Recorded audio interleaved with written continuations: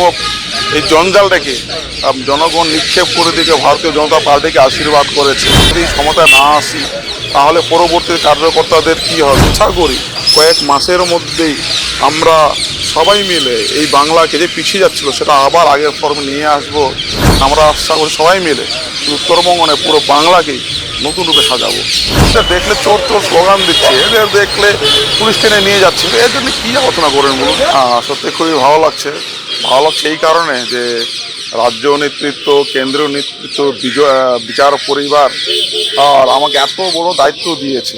নতুন পশ্চিমবঙ্গ গড়ার ক্ষেত্রে আমাকে এত বড় দায়িত্বভার দিয়েছে, এতে সত্যি আমি অভিভূত। না, একটু সব থেকে বেশি আশ্চর্য হয়েছিল যেদিন তৃণমূল নামক এই জঞ্জালটাকে জনগণ নিক্ষেপ করে দিকে ভারতীয় জনতা পার্টিকে আশীর্বাদ করেছে। সেই ফল ঘটনার দিন সব থেকে বেশি আমরা আনন্দিত হয়েছিলাম।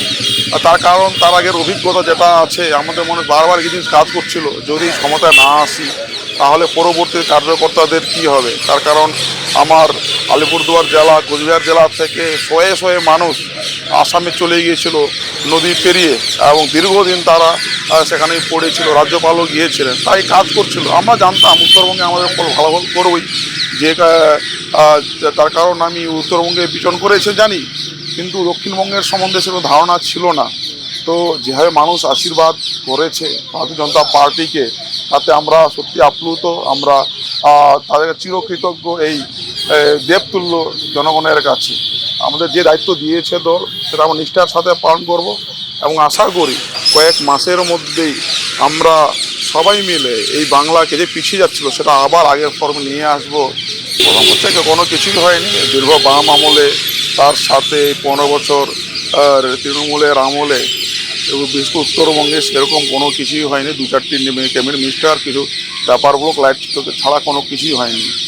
তো নতুন করে আমরা সবটাই শুরু করব।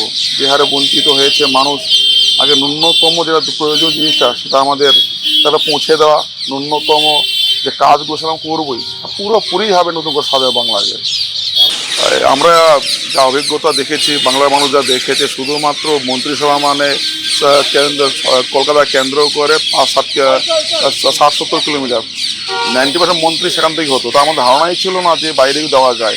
আজকে ভারতীয় জনতা পার্টি আমাদের আর নেতৃত্বরা, মুখ্যমন্ত্রী, প্রধানমন্ত্রী, তারা বুঝতেই পারছেন কত গুরুত্ব আমাদের দিয়েছে। 10-10খানা মিনিস্টার শুধুমাত্র উত্তরবঙ্গে দিয়ে দিয়েছেন। তার মানে তার উত্তরবঙ্গে ভীষণভাবে চিন্তিত, এবং আমরা আশা করি সবাই মিলে উত্তরবঙ্গ নয় পুরো বাংলাকেই নতুন রূপে সাজাবো। আমাদের কাজ, আমাদের নরেন্দ্র দামোদর দাস মোদী আছেন, মুখ্যমন্ত্রী আছেন, তাদেরকে সাপোর্ট দেওয়া।